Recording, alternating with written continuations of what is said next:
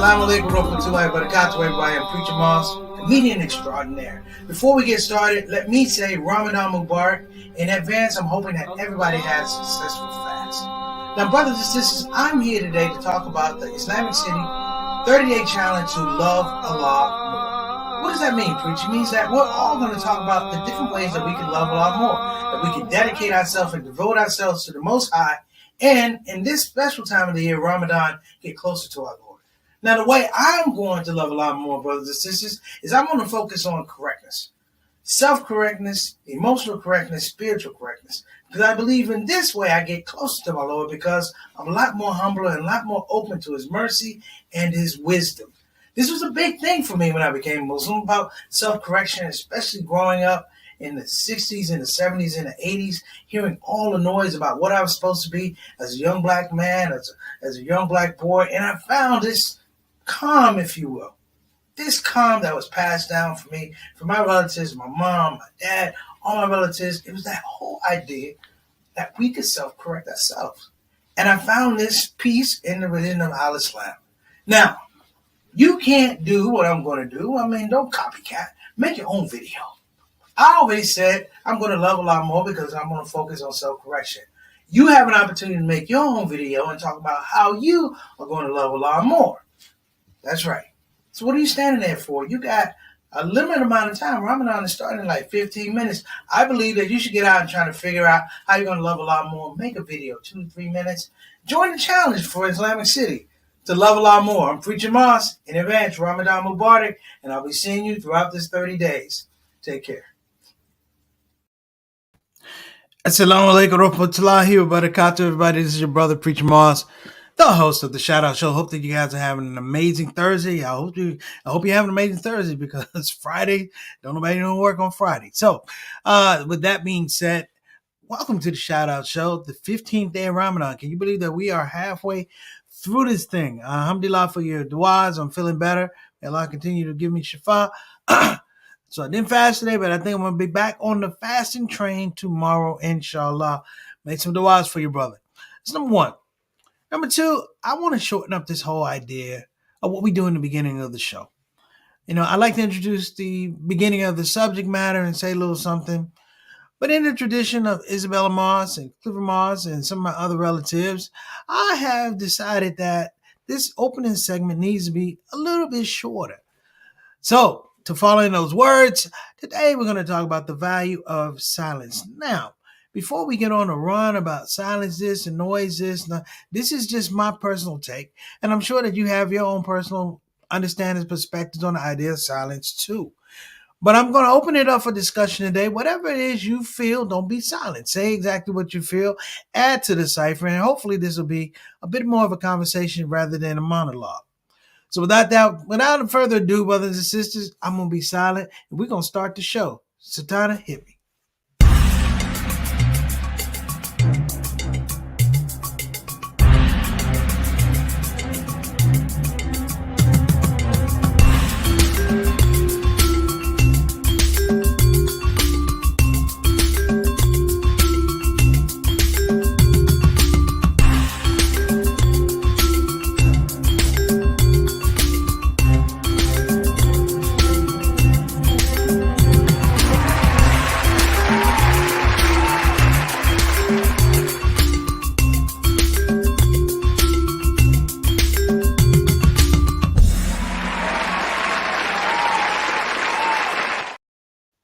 Well, again, I want to welcome everybody that's tuning into the show. Today's subject, we're talking about the value of silence. Before I do that, I have to continue our tradition. You got to reward the people that get you here, the people who inspire you to keep doing the show, the team, if you will. For many people, it's a team. For me, it's family. So let's get into our comment section today.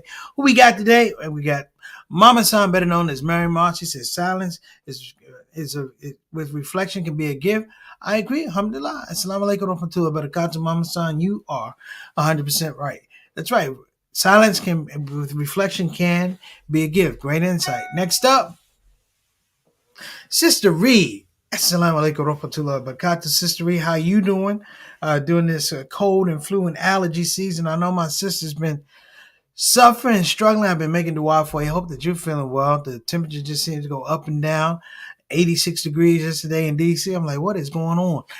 What's going on is this is the world we live in, climate change, all that type of stuff, and I got to adapt. So I'm going to make a hefty investment in Clarendon next year. Next up, my main man, all talk for she. Wa alaikum assalam rahmatullah barakatuh. For those that don't know, this is our Canadian envoy to the show. Like Reed, like Mama Son, like a lot of people in the Shout Out Show family, they have been day one since day one.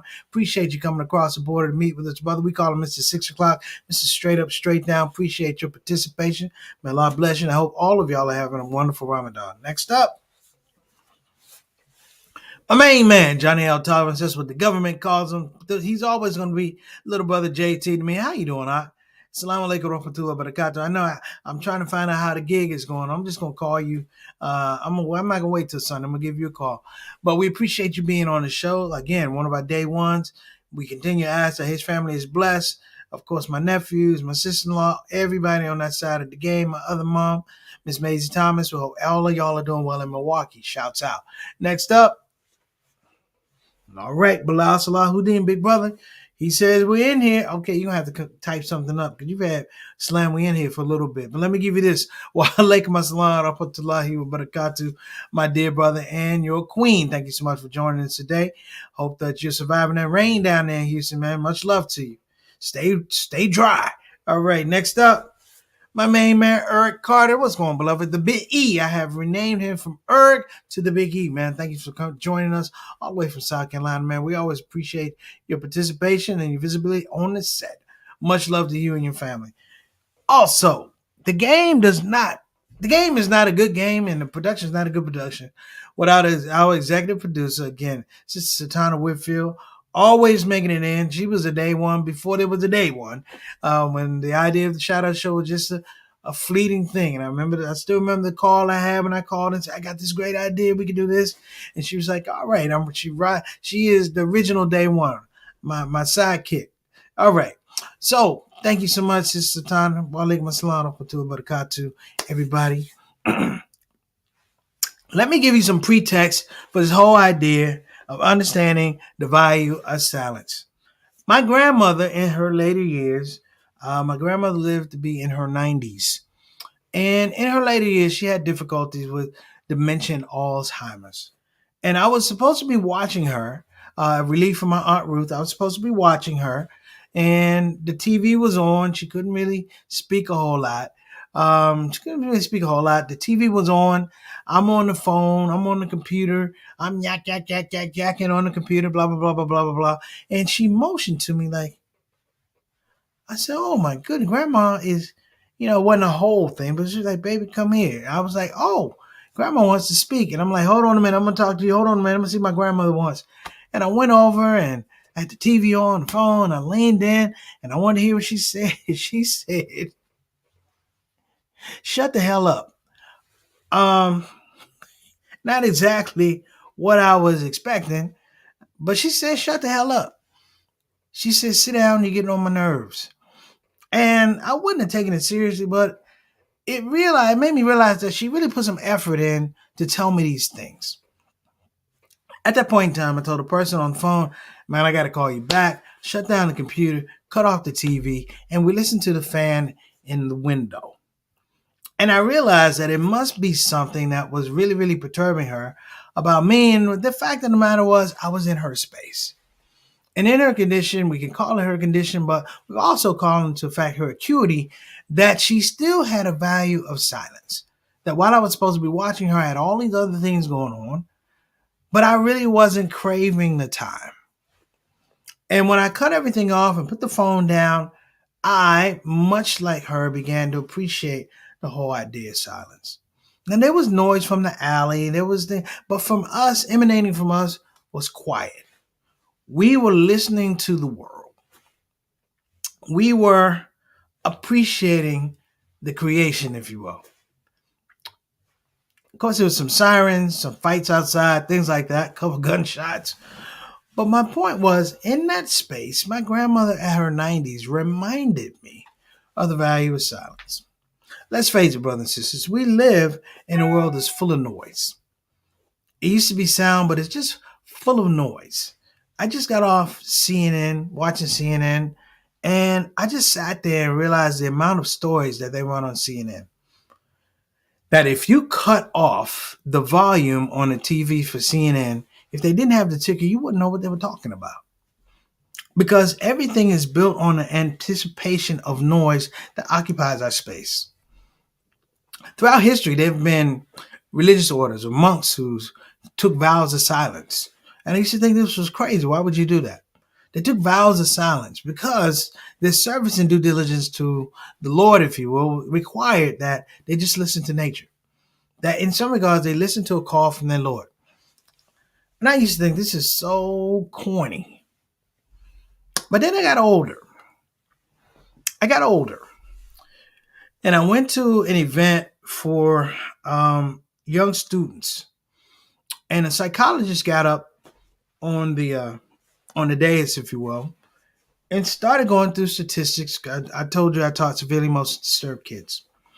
She said the thing that they lack most, there were a lot of things they lack. She said children are not given the opportunity to be silent, to be at rest, to be calm with their ideas. That they're also being pulled in so many different directions. Like it's crazy right now. Like if you try to get some silence right now, you probably couldn't. I mean, it's to the point where sometimes when I travel, because I spend all my time in the city, I've actually been in places where in the country it was just so quiet that it was unnerving. I had to wake up because I needed noise. I know I'm not the only one. But the point that this teacher was saying is that silence or the value of silence is the aspect of understanding that you do want to detach from the world. That you need a space in some regards to step back. We can call it reflective space, we could call it meditation, but it requires discipline. And the one thing I understood, looking back as a child, is a lot of the things that I dealt with that were serious. Like when you got in trouble, think about this. When you got in trouble with your parents, what was the one thing you feared when you were talking to mom and dad? That's right, silence. When Satana got in trouble, she worried about a lot of silence, right, Satana? But think about this. When you take a test, do you take a test with a lot of noise around? Mm-mm. You take a test with silence. When you go to a funeral, nobody just jumps up and say what they want to say. It's reverence for the dead. You see, as complicated and intricate as we are as individuals in society, think about this. None of us knows the first sound we heard we entered in the world. None of us know the first sound that we heard when we entered in the world. None of us. In the routine of Muslim children being born, of course, someone wants to cut the umbilical cord and whisper a Fatiha in the ears and things like that. And I get that. But we don't know the first sound that we hear. So it would be to the effect that maybe the first sound we hear isn't a sound at all. That is silence. It's been proven that children can hear things in the womb, but that takes over. That's a progression of a child going from an embryo to a baby and developing. But think about that. None of us really remember the first sound we hear. And none of us remember the first time we heard silence. It's an oxymoron that you can hear silence, but you can only hear silence, but it has to be counterbalanced against what? Noise. So if we start breaking that down and really, really capitulate to some of the things, not that my grandmother was saying, sit down and shut the hell up, but being reflective, if you will, is important. Seeing the world through silence has been something that's been a blessing for me for a lot of years.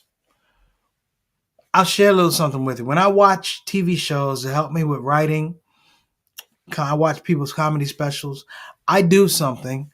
Maybe you guys do it too, but I'll cut off the volume and I'll watch the closed captions. I'll read. And when I'm really, really adventurous, I'll cut off the closed captions. I just want to see if I can follow the story arc or the joke or the gesture or the point that's being made. Okay, so you're going to preach a little off here. I am a little off because I enjoy silence. You know, We don't create silence. The wonderment of silence is that we can't create it. We can only observe it if we're quiet. If we have the absence of noise, then there's the presence of silence. And it's in small parts, granted. But, see, I got a noise right outside. I live beside Mexicans. Okay, in any event, they make a lot of noise. But my point that I'm bringing to you is the value of silence has several levels to it. One, it's a spiritual connection. It's a spiritual connection because, as I refer to later, you cannot create it yourself. If you want silence, because if you ever been in a recording booth and it's soundproof, that might be the closest you get to it. It's soundproof. But even then, to find out if it's soundproof, guess what you have to do? You have to test it against noise. Silence is almost like things we can't create, like water, like air. Like we can't create water and air in silence. We think we can, but no. And I say this is really important because it humbles me. For all the things that we have with apps and modern technology and things like that, and chat GPT and things like that, there's certain things that cannot be mimicked. Because the mold for those things, there's no mold for them. There's no template. Whether you believe in God or not, there's no template for these things. And it gives me hope. It gives me hope that there's always something out there that we didn't create that keeps us humble, that makes us sit back and appreciate it. So while I talk about the value of silence, I also need to talk about the appreciation of silence. We'll be right back talking about the value of silence here on the ShOUT Show. I'm Preacher Moss.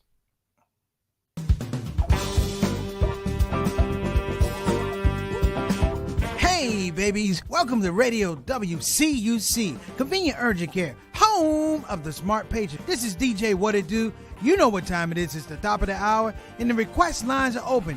You know what you want to hear. I know what you want to hear. Operators are waiting. I just got to hear don't get the COVID. Don't get the COVID. Put your mask back on. The Delta COVID, more contagious than before. Don't get the COVID. Go on and get the vaccine. You know that it can keep you safe, and your people living up in your space. Don't get the COVID. You need to wash your hands. The Delta COVID is more deadly than before. Don't get the COVID. Go on and get your vaccine. You know that it can keep you from dying. Don't leave your family all alone and crying. Don't get the COVID. We invite you to join our fight against COVID and against misinformation. It's time to listen to the doctors and trust the science. When I think of people dying that don't have to die, it makes me sad. Now's the time to be sober. Together we can make this thing over. Let's fight the COVID. Convenient urgent care, home of the smart patient. And I want to give a shout out to my brother Sahir. Let's go ahead and throw him up there, Sister Tana. What's going on, beloved? Hope you're doing well. Continued success in your practice, man. I hope everything is blessed with you and the family. And Ramadan Kareem to you. In fact, if I didn't say it, Ramadan Mubarak to everybody on the show today. So let me get back to the value of silence. As a practitioner in the world of public speaking, one of the most powerful things that you can do when you're giving a speech and you're giving out information and you're pulling people to the brink of excitement or expectation is that you go silent. This was a trick of some of the greatest jazz musicians. Miles Davis used to use silence. Coming out of the bebop age, especially with bebop music and jazz, you had to, every frame, every beat on the page, every note, on every space on the page had to have a note. It was Miles Davis who introduced sound and silence in a very, very cohesive structure. The great John Coltrane gave us Love Supreme. But Love Supreme was a long, drawn out space, almost like a trance or almost like a thicker circle of being able to go, and in between every note, there was silence. Silence. Silence. And it gave you almost a thing like you were in a trance. I asked a really great jazz musician one time, the great Ray Brown, about the use of silence in music and why it was so groundbreaking. He said silence is important in music because it reminds people that it could be the end. I asked him to explain that. He said, when you die, there's silence. I said, how so? He says that you don't know that you're going to be silenced. That somewhere, someplace, a greater power than you said, that's enough. We need no more noise from you. We need nothing to attract attention to you. And I said, what does that mean? He said, because the spirits require silence when they go up. When you think about it, even in the Quran, and then you can frame this, on Judgment Day, you're not able to speak. Your deeds speak for you. And I'm like, yo, think about that. On Judgment Day, you got to be silent. Everything you done is over here. You just got to sit here and kind of wait. So like being in Texas court. But the greater aspect of it is, it's about human dignity. Some of the people who are the most silent are the people that go through the most. The people who suffer. You ever heard the term suffer in silence? I have. And those people suffer in silence, but they suffer with a certain type of thing that we don't have. They suffer with a certain type of dignity we don't really understand. Oftentimes, my job requires that I talk to people. Well, I perform in front of people, but off stage, people believe, hey, I have a right to talk to him. This may happen to you at your job. It's funny when somebody says, I want you to listen to what I'm saying, and I'm listening, and they go, what's going on? I'm like, I'm listening to what you're saying, and you're not saying anything. They don't respect the fact that I need silence to listen to what they're talking about. I don't know, in some regards, the whole, I want to say the whole metaphysics of science, of science around silence. They haven't really had those kind of studies. But it has been proven that silence does create certain things. It creates initiative, it creates reflection, but also it's an aggressive reminder of where we are in that place and time. If you ever want to realize or understand where you are, just be quiet. Several years ago, I did a show out at Colorado Max prisons in the early 2000s. And the guy I talked to, his name was Henderson. I don't know why Henderson was locked up. All I know was he was trying to get out and go to Atlanta. I said, Henderson, what is the thing that you've understood here? And Henderson said something, man, I remember it for a very long time. Henderson said, Moss, he said, there's two types of silence. He said, there's a silence in here that could break you, and he says, a silence out there that could make you. There's a silence out in here in prison that could break you, and a silence outside that could make you. I said, explain that to me. He says, man, I was running, hitting the street, da-da-da. He said, I never had a chance to sit and be silent to calibrate what I was doing. Whether I was breaking the law, whether I was making Allah upset because he was Muslim. He said, I never really had that space. He said, then here in prison, after they strip you of everything, that's all you have. Silence. It's the only thing they can't give you and the only thing they can't take away. And I said, well, can you explain to me what silence in prison is? He goes, it's a constant overall reflection of how you got there. You're not thinking about a whole lot. He said, and if you start thinking about a whole lot of other things, he said, in this space, it could break you. I agree. I 100 agree with former inmate Henderson. And this is why. As a creative, as a musician back in the day, as a teacher, I have leaned on silence to do several things. One, Give me clarity of mind. 2, to pull me back from the brink of insanity. But 3, really be able to look at a situation, be creative, be pragmatic, be understanding, but also understand the black and white of a situation. I always thought about this, and maybe you've thought about it too.